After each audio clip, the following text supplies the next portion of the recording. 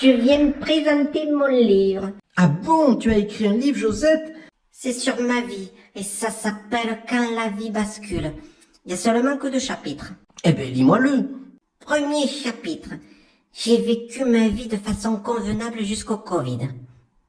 Et c'est fini pour le premier chapitre. c'est tout?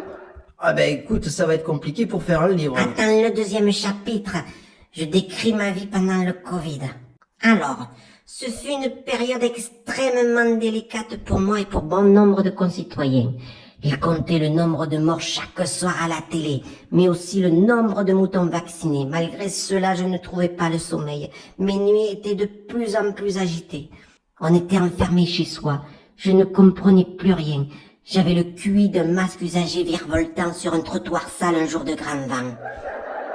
Et puis un beau jour, à la télé, un professeur d'une grande université nous dit que le virus était pervers. Alors je décida de mettre un masque en guise de culotte. J'en étais arrivé là. J'étais totalement terrorisé à l'idée que le virus puisse s'introduire en moi et qu'il prolifère à l'intérieur de mes entrailles pour que je finisse par accoucher d'un variant. Et puis s'il était comme mon fils hyperactif et qui se propage à la vitesse d'un migrant au galop. C'est bien, mais l'image que tu utilises est un peu bizarre. Je continue. Même le Nutella n'arrivait pas à calmer mes angoisses. Ma vie n'avait plus de sens. Le seul truc positif, c'est que je faisais des économies de pneus.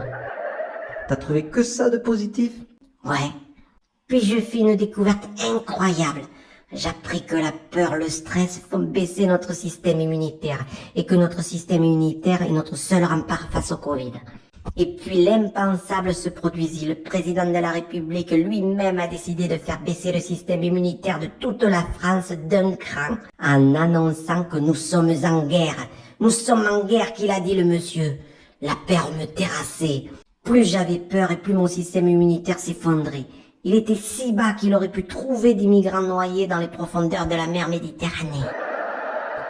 C'est une obsession, les migrants, Josette. C'est mon fil rouge, tu comprendras. Je vais retomber sur mes pattes.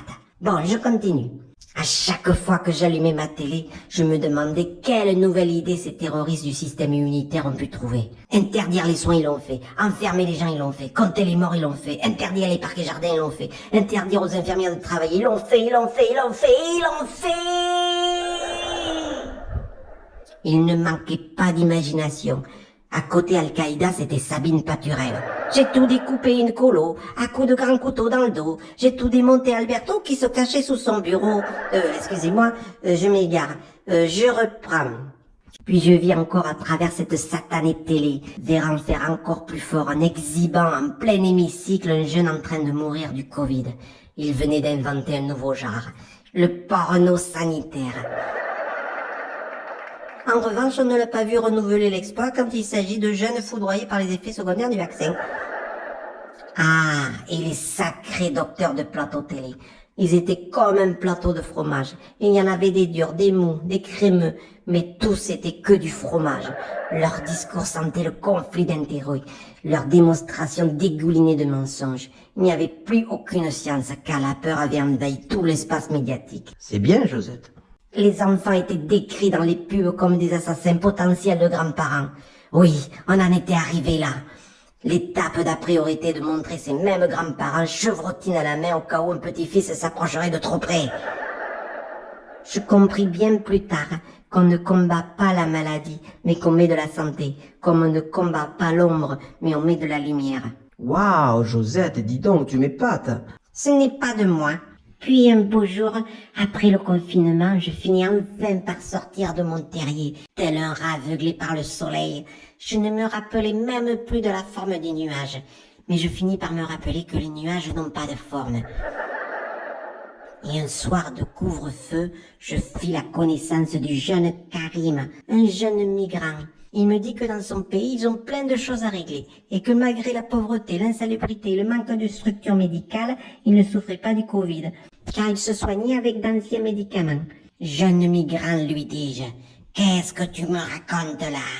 Nous avons le meilleur système de santé au monde.